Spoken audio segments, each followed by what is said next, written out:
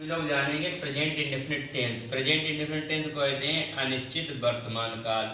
इस टेंस में किसी कर्ता की हैबिट के बारे में बताया जाता है या जन्मजात स्वभाव के बारे में बताया जाता है। जैसे मोहन दौड़ता है तो इसमें क्या है, उसकी आदत है। शहर दौड़ता है तो शहर की भी आदत है।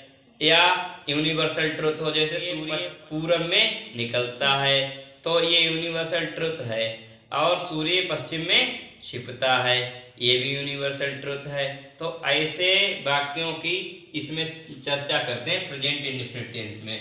और प्रेजेंट इंडेफिनिट टेंस के हिंदी वाक्य जितने भी लिखे होते हैं उसकी क्रिया के अंत में ता है आएगा या ती है आएगा या फिर ते है आएगा या ताहू आएगा या तीहू आएगा आदि आते हैं। जैसे मोहन पत्र पढ़ता है, सीता गाना गाती है, मैं चाय पीता हूँ, वे दौड़ते हैं, हमारे दोस्त क्रिकेट खेलते हैं। तो जिन वाक्यों के अंत में ता है, ती है, ते हैं, ताहूं, तीहूं आदि शब्द आते हैं वो प्रेजेंट इंडेफिनिट टेंस के वाक्य कहलाते हैं।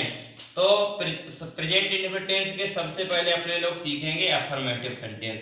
अफर्मेटिव सेंटेंस वो होते हैं जिनमें ना तो नहीं लगा होता है और ना ही कोई प्रश्न पूछा जाता है, केवल साधारण वाक्य होते हैं। प्रेजेंट अफर्मेटिव सेंटेंस वो होते हैं सकारात्मक वाक्य इनमें ना तो नहीं लगा होता है ना ही इनके द्वारा कोई प्रश्न पूछा जाता है। तो प्रेजेंट इंडेफिनिट टेंस के अफर्मेटिव सेंटेंस में प्रेजेंट इंडेफिनिट के जब हम अफर्मेटिव सेंटेंस बनाएंगे तो ही सब्जेक्ट के साथ और सी सब्जेक्ट के साथ और इट के साथ या किसी का नाम हो, किसी व्यक्ति का नाम हो, चाहे किसी पशु पक्षी का नाम हो और चाहे सिंगुलर सब्जेक्ट हो, तो इन सभी के साथ क्या लगाएंगे, वर्ब की फर्स्ट फॉर्म लगाएंगे। और वर्ब की फर्स्ट फॉर्म में यस की जरूरत होगी तो यस लगाएंगे और ईएस की जरूरत होगी तो ईएस लगाएंगे। जैसे अपने लोग सिंगुलर प्लूरल बनाते हैं, जैसे गो लिखा होगा तो गो ओ जिसके अंत में ओ आता है उसमें क्या लगाते हैं, ईएस गोज हो जाएगा। और अगर इसमें आ जाए राइट WRITE राइट तो इसमें क्या लगाएंगे, केवल एस लगाएंगे, WRITES राइट्स लिखेंगे। और इसमें आ जाए लर्न तो LEARNS लर्न लिखेंगे और एस या इस लगाने की जरूरत पड़े तो LEARNS लर्न्स करेंगे। ऐसे ही आ जाए तुम्हारा रीड तो रीड है तुम्हारी फर्स्ट फॉर्म, एस या इस लगाने की जरूरत पड़े तो हम क्या कर देंगे READS रीड्स कर देंगे।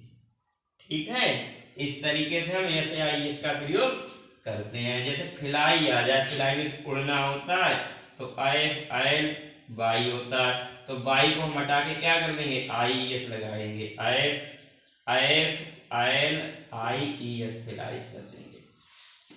तो ये तो हो गए तुम्हारे affirmative sentence present indefinite tense के। अब हम तुम्हें प्रेजेंट इंडेफिनिट टेंस के अफर्मेटिव सेंटेंस में एस या IES कब लगाया जाता है ये बता चुके हैं। अब तुम्हें हम दिखाएंगे एग्जाम्पल, तो एग्जाम्पल के माध्यम से सीखने में थोड़ी सहायता मिलेगी। सबसे पहले वाक्य लिखेंगे, मेरा दोस्त स्कूल जाता है, मेरा दोस्त स्कूल जाता है। तो सबसे पहले क्या लिखेंगे, my friend FRIEND my friend means मेरा दोस्त। और गो मीन्स जाता है।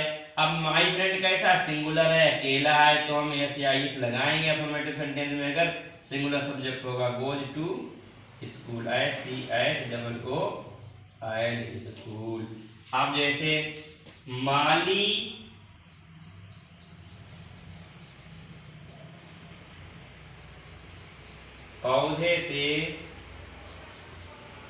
पौधा से लिखो, पौधा से फूल तोड़ता है, माली पौधा से फूल तोड़ता है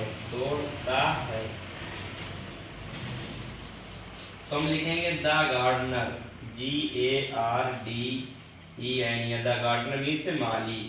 और फूल तोड़ने के लिए प्लक PLUCK। अब ये माली है तो अकेला ही सिंगुलर है तो इसमें यस लगा देंगे प्लक्स। अब flux flower, FLOWER, flower, flux flower of from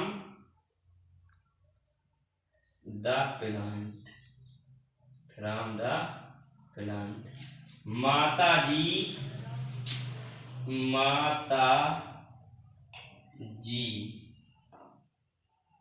चाय पीती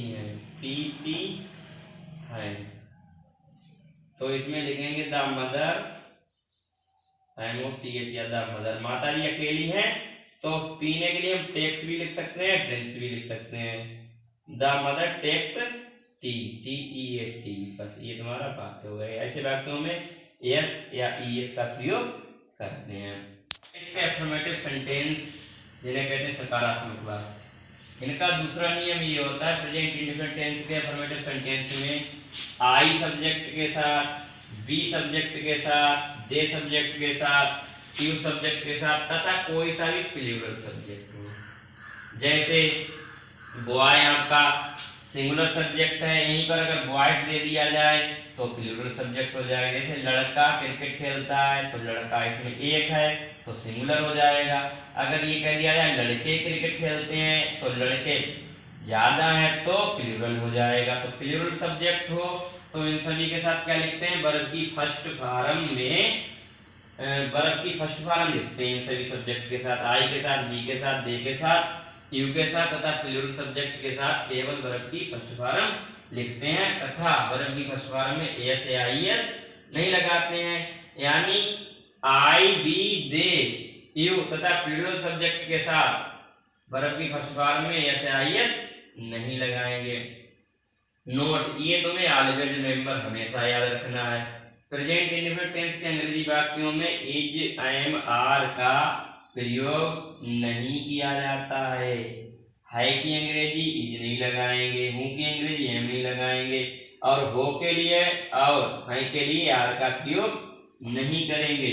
ये बिना इज, एम, आर के ही बनते हैं। अफर्मेटिव सेंटेंस का फार्मूला ये होता है, सबसे पहले सब्जेक्ट लिखते हैं, वर्ब की फर्स्ट फॉर्म लगाते हैं, फिर एस या IS की जरूरत होती तो लगाते हैं, नहीं तो केवल वर्ब की फर्स्ट फॉर्म लिखते हैं, फिर ऑब्जेक्ट, उसके बाद अदर वर्ड। जैसे वाक्य दिया हो इसमें लड़के क्रिकेट खेलते हैं, क्रिकेट खेलते हैं,